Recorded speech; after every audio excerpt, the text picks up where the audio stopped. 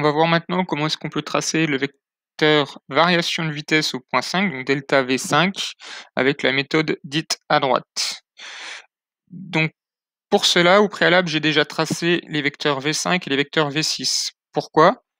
Parce que la définition avec la méthode dite à droite du vecteur delta V5, ce sera le vecteur vitesse au point d'après, c'est-à-dire V6, moins le vecteur vitesse au point considéré, c'est-à-dire au point 5. D'accord?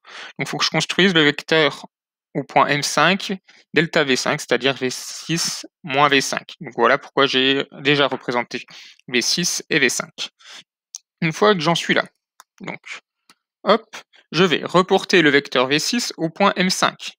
Ok, donc je prends ma règle, je la place sur le vecteur V6, je la garde bien parallèle. Alors moi c'est facile puisque j'ai un angle. Hop. Alors attention justement, hop. Voilà, bien la garder parallèle.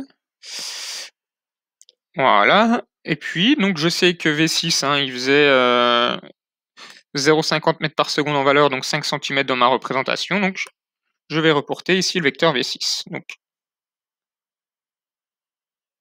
hop, faire en vert.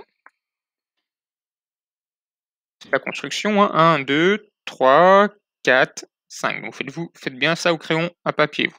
Donc ça, c'est le vecteur V6 que j'ai reporté. Hein. Et puis, il va falloir que je lui soustrais le vecteur V5. Donc, on tourne la règle. On se met bien voilà, sur V5. On descend parallèlement. Et alors, V5, il vaut 0,56 mètres par seconde en valeur, d'accord? Donc 5,6 cm sur la feuille. Et donc, moins V5, c'est le vecteur opposé à V5, c'est-à-dire c'est un vecteur qui va de la droite vers la gauche. Donc, je vais reculer ici de 5,6 cm. 1, 2, 3, 4, 5. Voilà. Alors, un petit peu plus. Voilà. Donc ici, j'ai donc tracé le vecteur moins V5. Ok. Hop, hop. Et donc le vecteur delta V5, bah, ça va être le point de départ M5, le point d'arrivée, donc le bout de ma flèche ici. Il va être donc, hop, entre le point M5 et ma construction. Alors, voilà.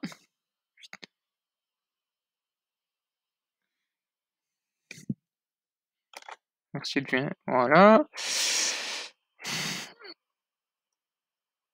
Donc ça, c'est delta. Je viens de tracer delta V5. Ok.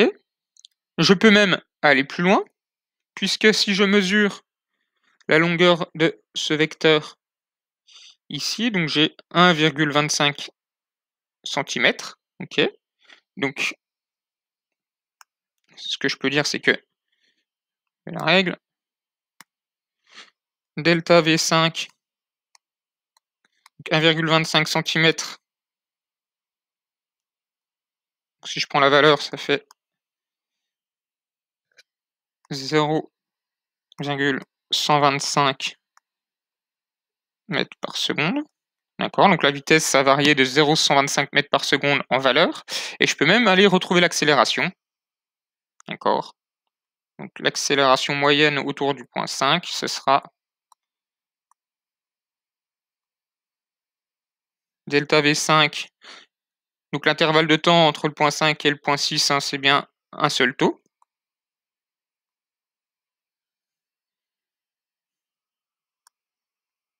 C'est-à-dire que l'accélération au point 5, elle vaut 0,125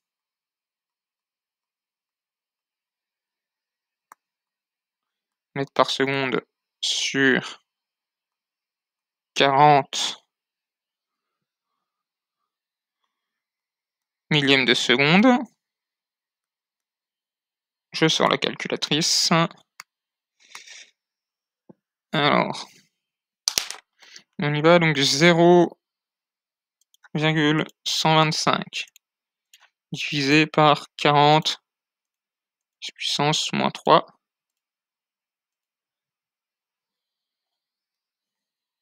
Ça fait 3,1